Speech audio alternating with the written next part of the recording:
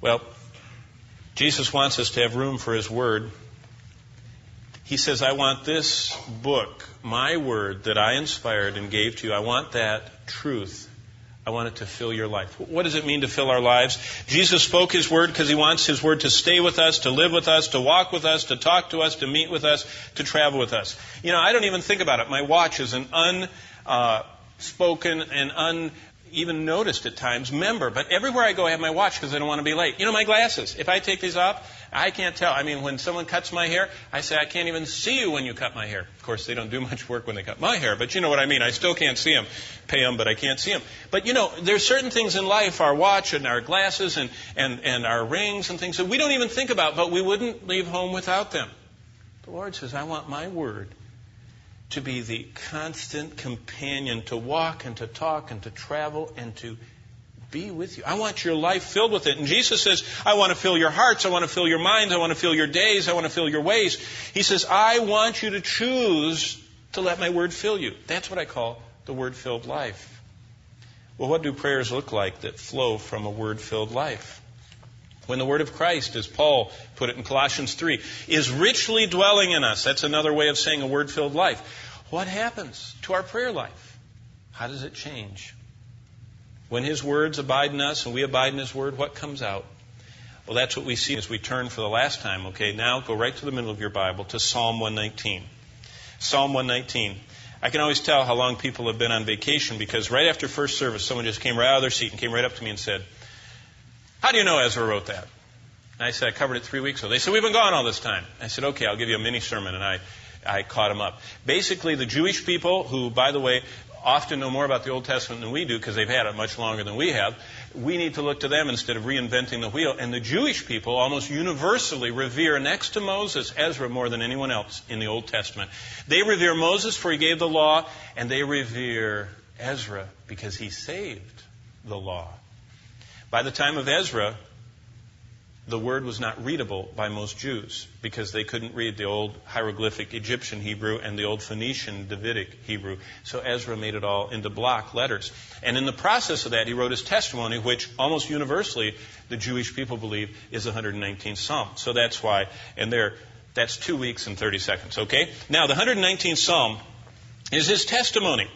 His prayers that flow from a Word-filled life. And if you notice, and I'm going to show you these, he prays 48 times that I've found in these 176 verses. Every one of these prayers are basically simple. I mean, they're not profound. When I was in seminary in the old days, I went to Bible school, and when I was in seminary, almost all my professors were either practicing present pastors or former pastors. And so when they taught, it wasn't ethereal and theoretical, it was practical. And they said, this is, how you do, communion, this is how you do a hospital call. And I always remember the hospital call class. I still chuckle when I think about it. He told about how one person was critically ill, and they called in the pastor and the elders, and when the pastor started praying, he just started praying as the Lord worked in Britain, and as He worked in Africa, and as He was working in India, and as He was working across the Far East, and in Latin America. And then he was praying for the fella in the bed. And when he got done, he looked, he said, it's your turn to pray. And they said, sorry, he died while you were in India. There's something about Ezra's prayers here. They're very simple. They're not long, elongated. They're simple, they're direct, and they're biblical. And this scripture, and what we're going to see in these prayers, is that it's a type of praying that flows from being full of God's Word, and it's directed at the Lord, and it's for God to get me in harmony. That's why all my prayers are answered, because prayer changes me, and it harmonizes me to God's will. Let me show you what I mean. Almost every one of these prayers, and I'm going to start in verse 10, almost every one of these prayers are easily identified. I spent all week long studying these words.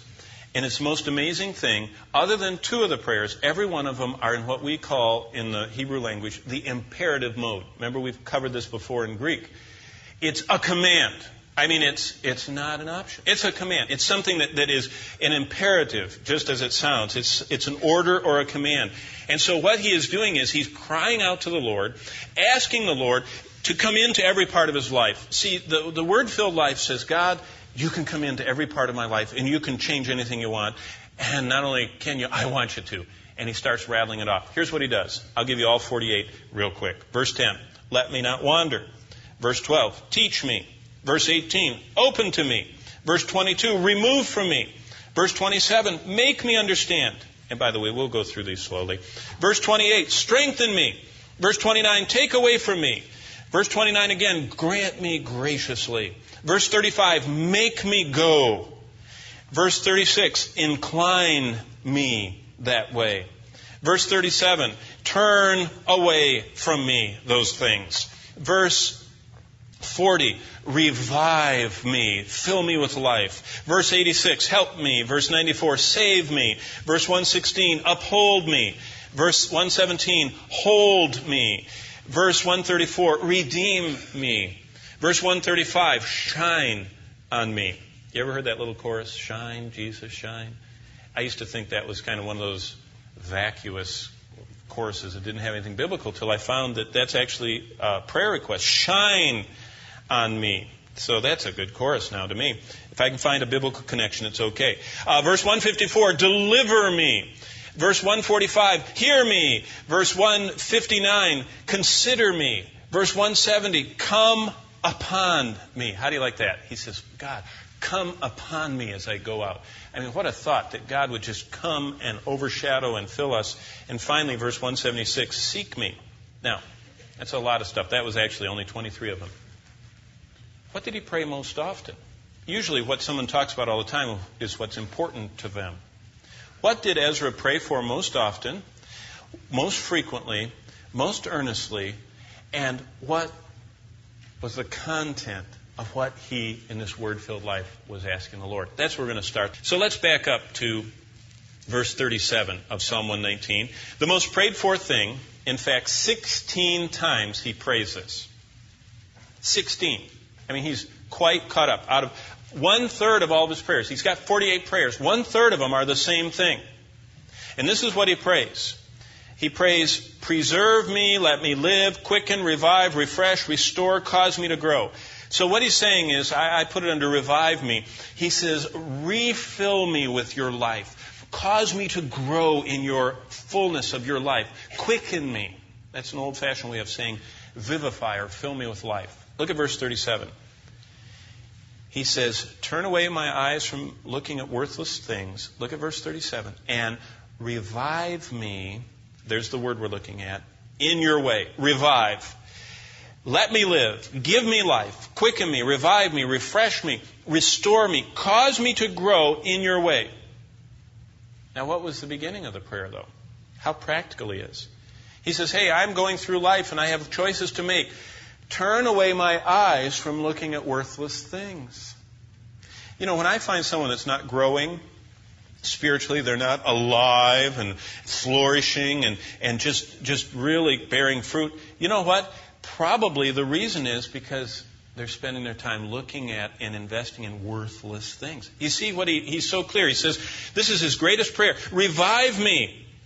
How do you revive me? By turning away my eyes. That's something for you to think about. Deciding to turn away from worthless things so that I can be revived in the way of the Lord. Do you know what the Christian life is? A series of new beginnings. Remember that we begin anew in Jesus Christ. We have a new opportunity to come before Him and to say, Lord, again I come to you. How often does He forgive us? To the uttermost. How often are we to forgive one another? 70 times 7, which is a euphemism for ongoingly.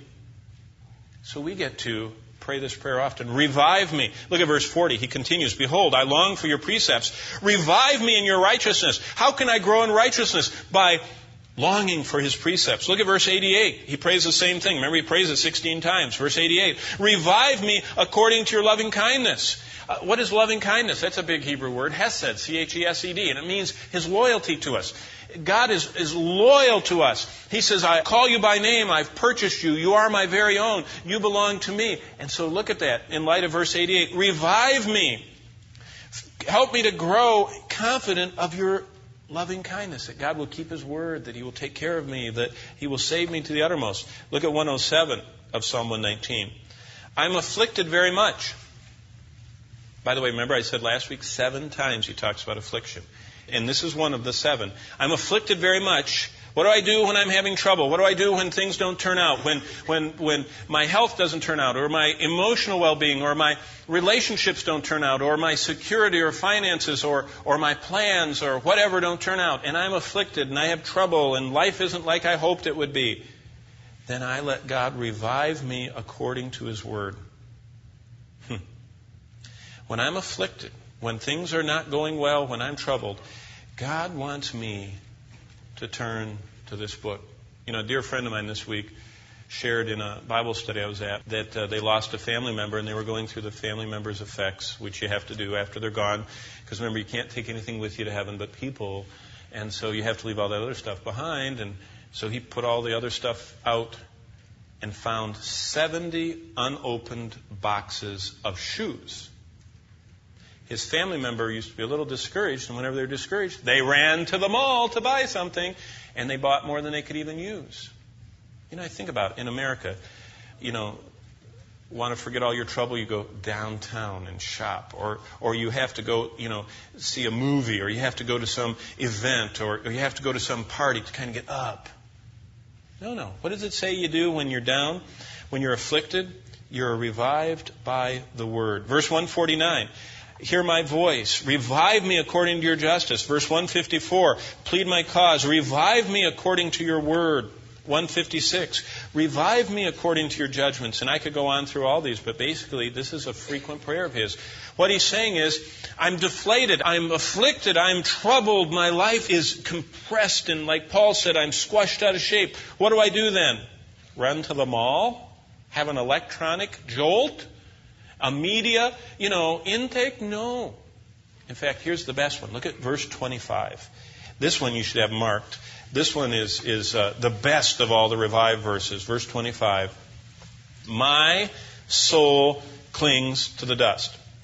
I'll never forget pastoring for a couple years in Georgia. What an experience to be in the good old South. And I used to get my hair cut. I used to have a lot more hair back then. I would be there getting my hair cut in the local Georgian barbershop.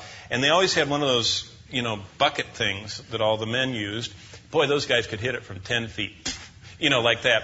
And they'd all be talking and cutting my hairs and like that. And then they'd say this, man, I'm lower than a snake's belly.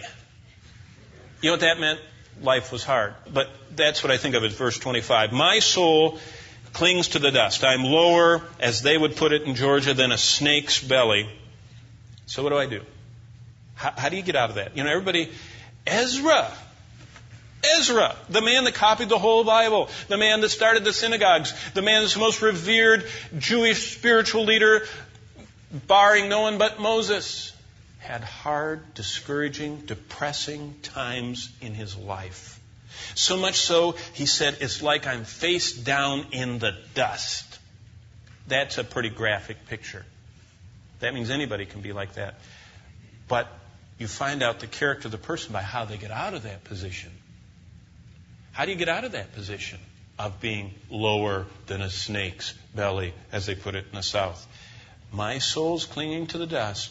Revive me. There's his most frequent prayer. I think this fellow struggled with discouragement because he prayed this so many times. Revive me according to your word. You're struggling, you feel lonesome, you feel left out, you feel like the world is leaving you behind, you feel like you've missed the boat, like you're a failure, like you're scarred or stained or whatever, and your soul's cleaving the dust, your emotions, that's what soul is. There's one method of getting quickened. Now you can get the feeling removed. There are probably 25 prescriptions that will remove the feelings, but it won't solve the problem. There's one thing that will solve the problem, and it's the quickening power of the Word of God. Not carrying it around and looking at the leather, opening it with an open heart and soul and mind and saying, God, let me be quickened by your Word. What a promise.